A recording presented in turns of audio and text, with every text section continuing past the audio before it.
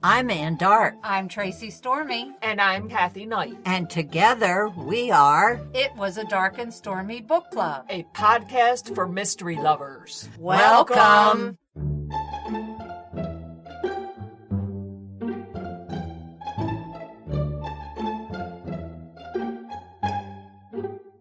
If you enjoy our show, please consider contributing to the Dark and Stormy Patreon. By becoming a patron, you will help us create better and quality content. There are also benefits to becoming a patron, such as exclusive content and Dark and Stormy merchandise. Become a supporter at patreon.com/darkandstormybc. Check our website for the link. We appreciate any and all contributions. Thank you. Hello, and welcome to episode 154 of Dark and Stormy Book Club.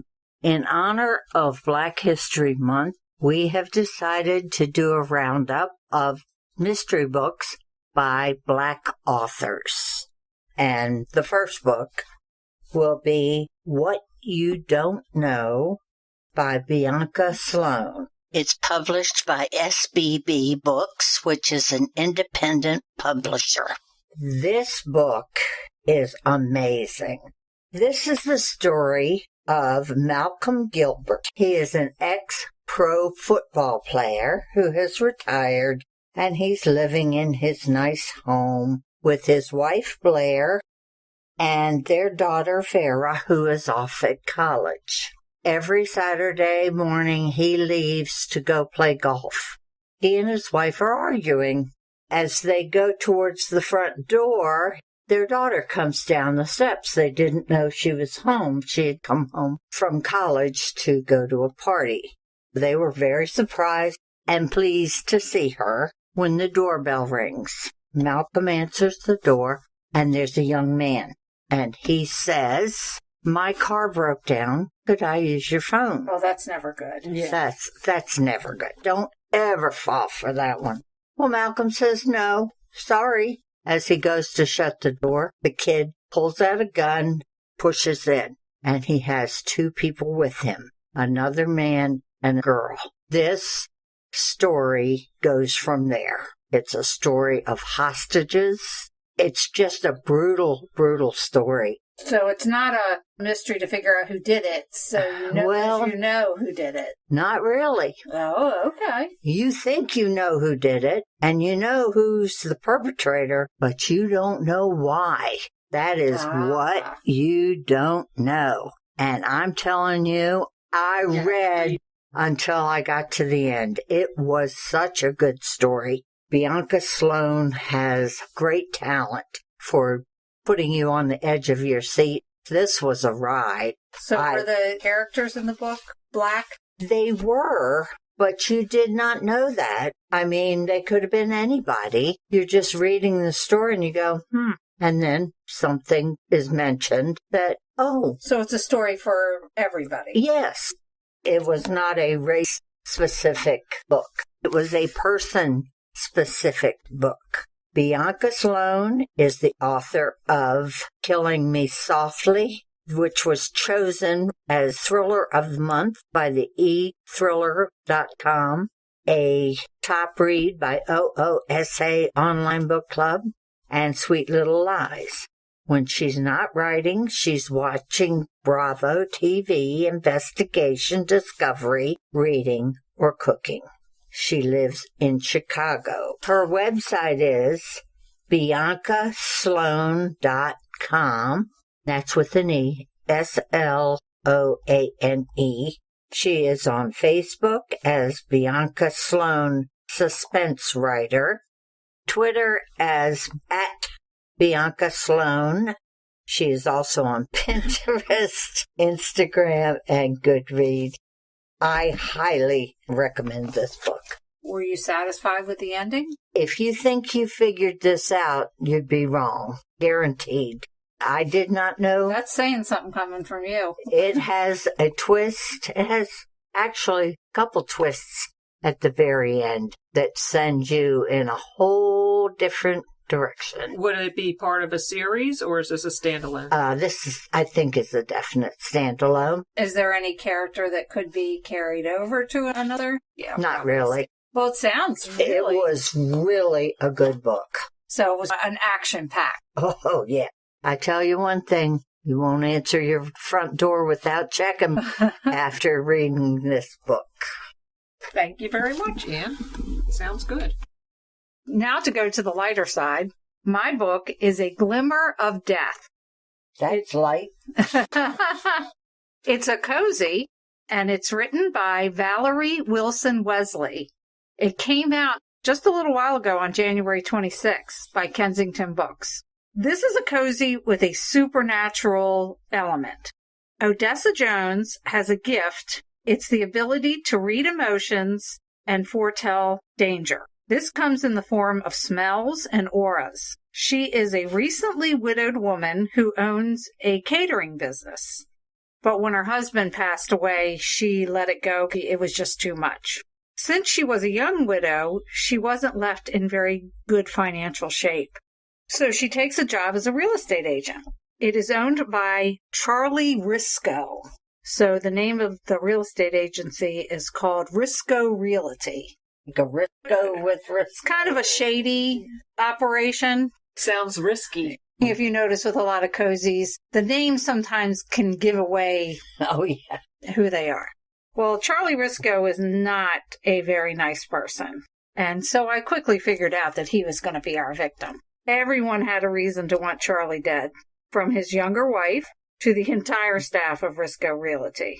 The bodies really pile up in this one. You have Charlie, who was shot with a gun that he brandished to everybody. He would do their monthly reviews. The gun would always be sitting on his desk. And yeah, especially in today's day and age. Then there was a suicide. And I don't want to tell you who it is because it kind of gives away part of the story. And then one of the real estate agents is killed with a bottle of cold duck. As you do. I wouldn't waste cold duck. I know. Yeah. Odessa's on the case. She's paying attention to her gifts.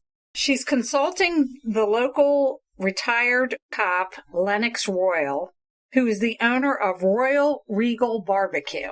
I'm pretty sure as this series progresses that he will become Odessa's love interest. Of course. But there's a policeman. Yeah. With her being recently widowed, that wasn't even in the cards for this. She wasn't ready yet. Yeah. My favorite character in the book is Aunt Phoenix. She also has gifts like her niece.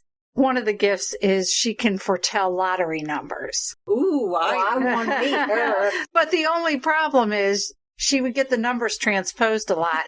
Because every day she'd email Odessa and say, here, I know you're not doing well financially. Play these numbers and you're going to be fine.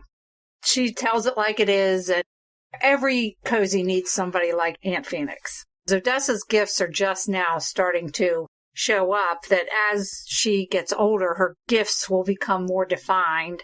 These gifts only got passed on to people who deserved it. Odessa starts baking again, like she did when she owned the catering business. Royal starts buying cakes and cookies from her to add to his menu.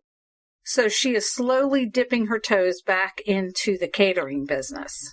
By the end of the book, the killer is revealed. And at one point in the book, I suspected this person, but there were quite a few times that I suspected other people too. It wasn't an easy answer to the mystery, but it was a very satisfying ending. This book was very entertaining with very likable characters. The majority of the characters are Black.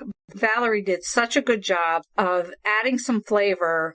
She does bring up some issues that do go on in the Black community, like DWB, driving while Black.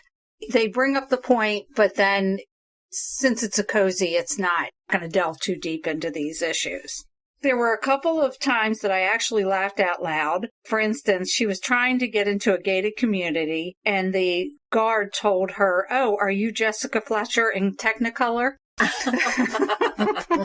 I thoroughly enjoyed this, and I definitely look forward to the next installment.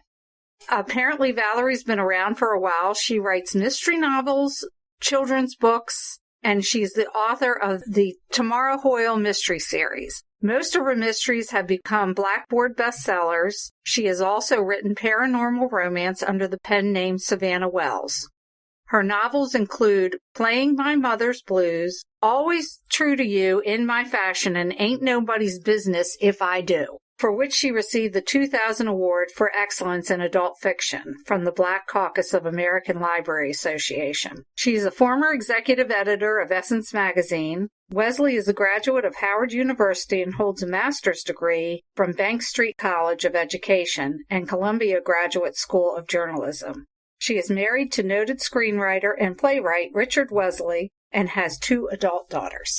And her website is ValerieWilsonWesley.com. Very good. Was this the first in that series? This is the very first in the series, so it didn't have on the front cover part of the da-da-da series, so I have a feeling it's going to be called the Odessa Jones Mystery Series, but it could be called the Glimmer Mystery Series. I'm not really sure.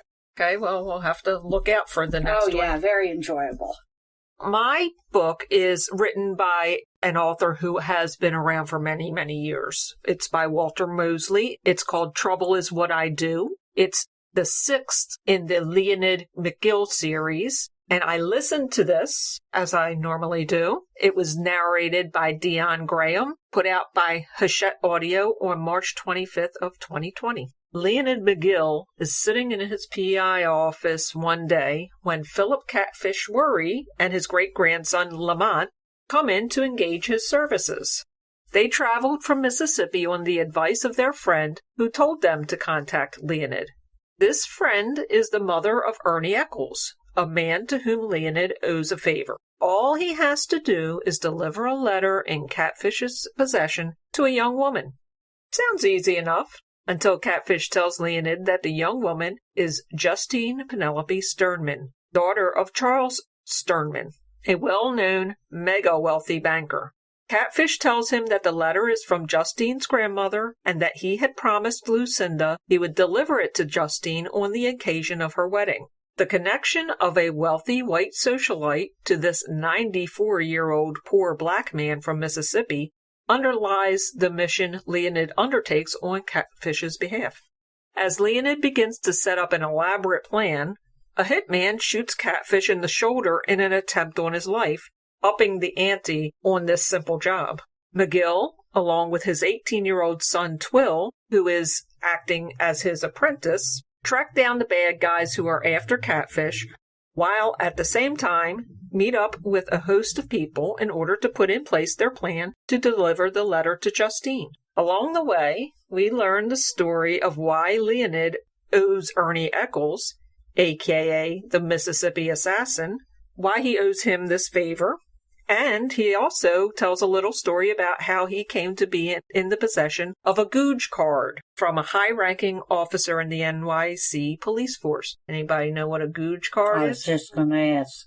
Get out of jail free card. Oh. Leonid is the type of guy who has friends, acquaintances, and contacts in every walk of life. People with colorful names such as Wolfman, who owns a security service, and his receptionist, Foxy Dunk. An ex-assassin, Hush, who helps keep Catfish and Lamont safe, and Jake Indigo, a former counterfeiter. All of these people help Leonid enact his plan. Walter Mosley weaves a tale harkening back to the age of the hard-boiled detective story, but set in the modern-day world with all the modern-day accoutrement. Mosley gives Leonid all the skills and moxie of Philip Marlowe or Sam Spade. He's almost 60 and only 5 foot 5 inches tall. As a former boxer, he's a formidable opponent and feared by many. He alludes back to his former days as a criminal and has fluid morals and fidelity. But he does have a moral compass. Her name is Marty, and she's his receptionist. Mosley's writing is smart and tight. He is a master at telling a tale that moves quickly but has wonderful little asides that add swagger to McGill's story. Mosley is especially adept at peopling this story with a plethora of characters that are briefly described in such a complete fashion that you can instantly picture not only their appearance but also their personality. Trouble Is What I Do is a fast-paced adventure, and readers should buckle up and hang on for the ride.